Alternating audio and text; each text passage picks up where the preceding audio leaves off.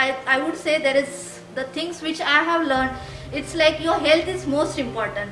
No matter how much money you have, how much millions property you have, but when your health is well, then only you are well. Now I want to tell you people that don't worry about the COVID.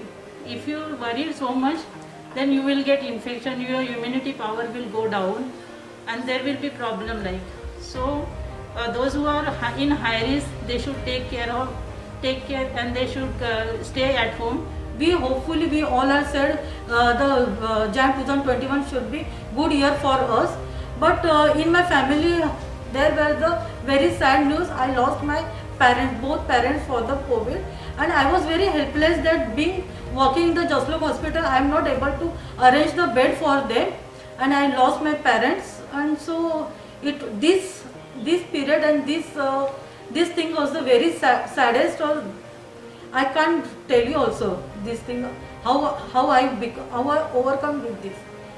At the end, then again we started the working the COVID and all, and after my parents' death I was very close to the patient, because each and every patient's eyes I used to see my parents.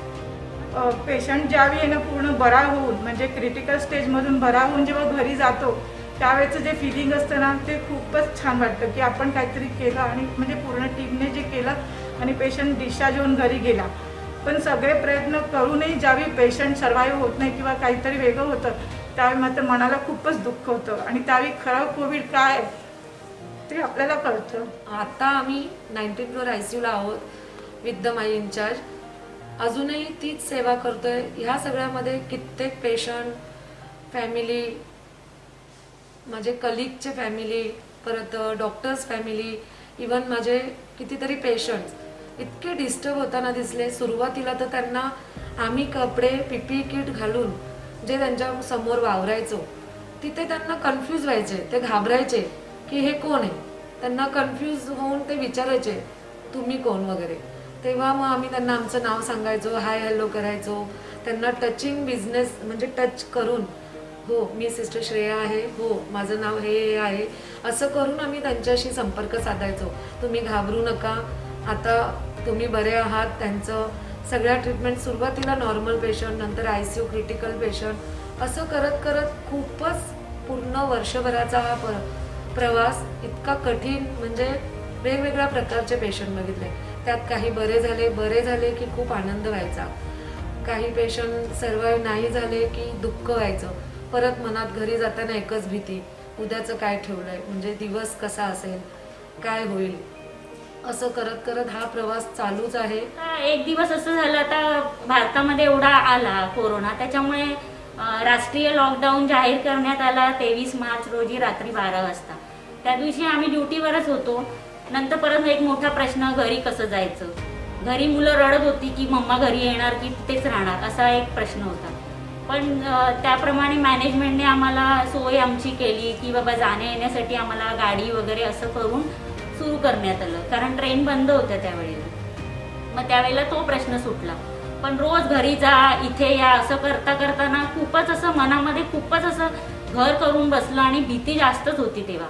असं मनाला हेच वाटत नव्हतं की आपण घरी कोणाला आपलं इन्फेक्शन डायरेक्टली म्हणा इनडायरेक्टली म्हणा असं देऊ का, आपल्या मुलांना आपला त्रास होईल का. कारण इथे न येणं हे पण जमत नव्हतं की आपली ड्युटी आपल्याला केलीच पाहिजे. आता मे 2021 पर्यंत मी कोविड वॉर्डमध्ये काम करत आहे, आणि मी आता रोज घरी जाते येते, मला कसलीच भीती वाटत नाही. आणि मी आज कोविड वॉर्डमध्ये 1 वर्ष काम करते, पण मी अजूनही पॉझिटिव्ह झालेली नाही आहे.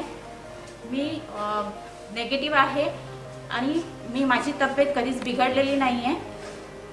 तसेच माझे जे वरिष्ठ आहेत त्यांचे मी खूप आभारी आहे. त्यांनी मला ही माझ्यावर जी कोविड पॉझिटिव्ह वॉर्डमध्ये ड्युटी करण्याची जबाबदारी दिली, त्याबद्दल मी त्यांचे धन्यवाद मानते. आणि तुम्हाला सगळ्यांना सांगते की मास्क लावा आणि हात धुवा, नेहमी हात धुवा, मास्क लावा आणि घरी सुरक्षित राहा. नमस्कार.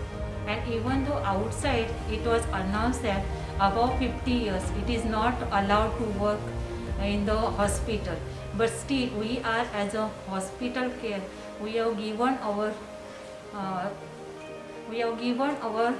care to our which are needed patient. We have worked on this situation, even though we used to never go to the home, we used to stay for 1 week and not because of that situation, and still we have went ahead and given all necessary to our patient. Just like help us in care, just like given more care for the all employees. They gave us the good care in the COVID, and also the extra allowances were given. Then the hospital gave us the other hotel accommodation, the good facilities of food, and good nutrition food was given, and also the also for the non-COVID girls, the delivery of the food were provided in our hostel.